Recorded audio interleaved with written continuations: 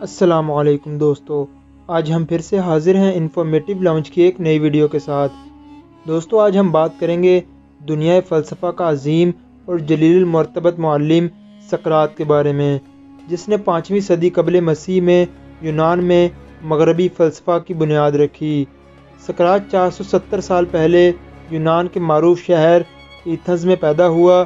اس کی ابتدائی زندگی کے بارے میں تحریری شواہد ناپید ہیں، تاہم افلاطون اور اس کے بعد فلسفہ کے حوالے بتاتے ہیں کہ وہ ایک مجسمہ ساز تھا جس نے حب الوطنی کے جذبے سے سرشار ہو کر کئی یونانی جنگوں میں حصہ لیا اور داد شجاعت پائی، تاہم اپنی علمی مساعی کی بدولت اسے گھر بار اور خاندان سے تعلق نہ تھا۔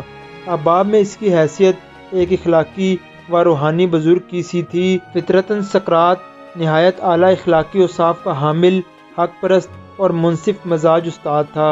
اپنی اسی حق پرستانہ فطرت اور مسلسل غور و فکر کے باعث اخیر عمر میں اس نے دیوتاؤں کے حقیقی وجود سے انکار کر دیا، جس کی پاداش میں جمہوریہ ایتھنز کی عدالت نے 399 قبل مسیح میں اسے موت کی سزا سنائی۔ سقراط کے بارے میں کہا جاتا ہے کہ وہ یونان کے روایتی شہریوں کی طرح خوبصورت اور پرکشش نہ تھا، بلکہ وہ جسمانی لحاظ سے بھدا اور بدصورت تھا، اس لیے بچپن میں اس کے اسکول کے ساتھی اسے مینڈک کہا کرتے تھے۔ اس کے قریبی دوست کرائٹو نے اس کا حلیہ بیان کرتے ہوئے کہا ہے کہ وہ ہمیشہ ہی سے بے فکرہ اور لاپرواہ تھا۔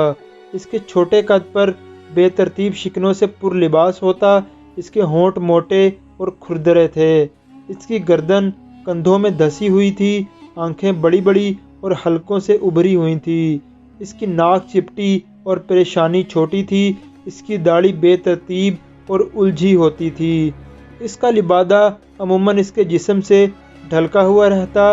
وہ اپنے بارے میں کہتا کہ یہ دیوتاؤں کی مرضی ہے کہ میں ایسا ہوں، کیونکہ ہر مخلوق کو خلق کرنے والا خود بہتر سمجھتا ہے کہ مخلوق کو کیسا ہونا چاہیے۔ لیکن اس بھدے اور بے ڈول جسم کے اندر بہت ہی خوبصورت، نیک، سچائی اور بصیرت سے بھرپور روح تھی۔ لوگ کہتے ہیں کہ انہوں نے اپنی زندگی میں اتنا نیک، شریف، تحمل مزاج اور عالم شخص نہیں دیکھا۔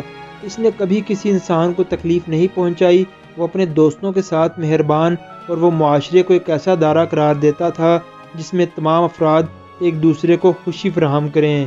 اس کی قوت ارادی بھی بہت طاقتور تھی، وہ اپنے مخالفین کو بھی عزت کی نگاہ سے دیکھتا تھا۔ اگرچہ سقراط کے دور کا معاشرہ انتشار اور بد نظمی کا شکار تھا، لیکن ایسے حالات میں اس کی اخلاقی خوبیوں کی بدولت اس کی ہر جگہ عزت کی جاتی تھی۔ وہ انتہائی خداداد ذہانت کا مالک تھا، وہ جہالت کو برائی قرار دیتا۔ اس کا کہنا تھا خالق نے مخلوق کو ایک دوسرے کی مدد کے لیے پیدا کیا ہے۔ اس کے قابل ترین شاگرد افلاطون کا کہنا ہے کہ سقراط ایک بہت بڑا محب الوطن بھی تھا۔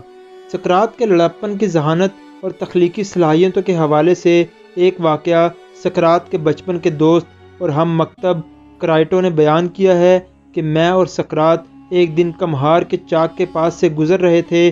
کمہار نے نرم ملائم مٹی کا ایک لوندہ چاک پر رکھا، چاک کو تیزی سے گھمایا اور مٹی کے لوندے میں اپنے دونوں ہاتھوں کو کچھ اس طرح حرکت دی کہ دیکھتے ہی دیکھتے ایک خوبصورت مرتبان مٹی کے لوندے کی جگہ نمودار ہو گیا۔ سقراط نے کہا، ابھی تو چاک پر مٹی کا لوندا تھا، یہ خوبصورت مرتبان آخر کہاں سے آ گیا؟ پھر خود ہی کہنے لگا، ہاں یہ مرتبان کمہار کے ذہن میں تھا اور پھر ہاتھوں کے ہنر سے منتقل ہو کر اس چاک پر آ گیا۔ سقراط نے نتیجہ اخذ کیا کہ کوئی بھی مادی چیز جیسے مکان، کرسی یا کوئی مجسمہ یا تصویر پہلے انسان کے ذہن میں آتی ہے، پھر انسان اپنے ذہن کے اس نقشے کو مادی شکل میں ڈالتا ہے۔ یہ ایک زبردست اور غیر معمولی دریافت تھی۔ سقراط نے ہنر، فن اور تخلیق کے بارے میں جان لیا تھا۔ سقراط خیال کرتا تھا کہ یہ الہامی نشان دیوتاؤں کی جانب سے اس کی رہنمائی کرتا ہے، کیونکہ دیوتاؤں کو تمام چیزوں کا علم ہے۔ سقراط جب جوانی میں داخل ہوا تو پھر وہ الہامی نشان کی کیفیت کو سمجھنے لگا۔ اسے یقین ہونے لگا کہ اس کے ضمیر میں اچھائی اور نیکی کے حوالے سے کوئی خاص بات ہے۔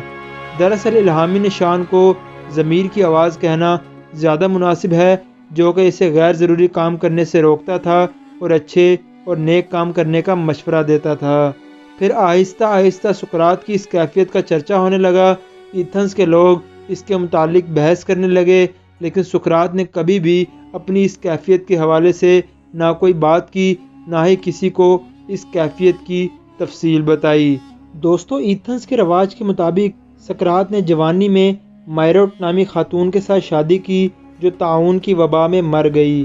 सुकरात ने दूसरी शादी 45 साल की उम्र में ज़ैंथिपीद नामी खातून से की। ये खातून सुकरात से उम्र में तकरीबन 20 साल छोटी थी, लेकिन खासी बदजुबान थी। बीवी की बदकलामी से सुकरात की तहम्मुल को मज़ीद तक़वियत मिली और वह अपनी बीवी की बदकलामी को खंदा पेशानी के साथ बर्दाश्त करता। सुकरात की दूसरी शादी से 3 बेटों का जिक्र मिलता है। सुकरात की बीवी ज़ैंथिपी सुकरात के साथ ही बदकलामी ना करती, बल्कि सुकरात के दोस्तों और शागिर्दों के साथ भी बदकलामी करती थी। वो अपने बदकलामी की वजह से पूरे एथेंस में मशहूर थी, इसलिए लोग इसकी बदकलामी से ज़्यादा नाराज़ ना होते। सुकरात की उम्र 50 साल हो चुकी थी। किसी मुआशरे में इतना वक्त गुजारने के बाद उस शख्स के किरदार, शख्सियत और मामलात के बारे में लोग इसे मुकम्मल तौर पर जान जाते हैं। सुकरात भी ऐसा ही शख्स था जिसकी आदतों किरदार के बारे में इस मुआशरे के लोग इसके बारे में मुत्तफिक राय रखते थे कि सुकरात किरदार, गुफ्तार, अक्ल खुर्द और इखलाकी हवाले से बेहतरीन इंसान है। वो लोगों को इंसाफ और सच बोलने की तालीम देता था। इसके साथ जो भी गुफ्तगू करता वो खुशी और लुत्फ महसूस करता था। इसकी रूह की बालिदगी और ज़ौक़ जमालियत ने इसके गुफ्तारों किरदार में एक ख़ास जाज़बियत और हलावत पैदा कर दी थी। दोस्तों, आज की वीडियो में बस इतना ही। बहुत जल्द हम इसका पार्ट 2 लेकर हाजिर होंगे, जिसमें हम सुकरात के मुनाजरे, सुकरात पर लगने वाले इल्ज़ाम और सुकरात पर चलने वाला मुकदमा जिसकी वजह से उसको सज़ाए मौत हुई, उसके बारे में बात करेंगे। वीडियो अच्छी लगी हो तो हमारे चैनल को सब्सक्राइब करना मत भूलिएगा और बेल के निशान पर ज़रूर क्लिक कीजिएगा, ताकि आपको हमारी हर नई आने वाली वीडियो का नोटिफिकेशन मिल सके। बहुत जल्द हाजिर होंगे एक नई वीडियो के साथ। अपना बहुत ख्याल रखिएगा। अल्लाह हाफिज़।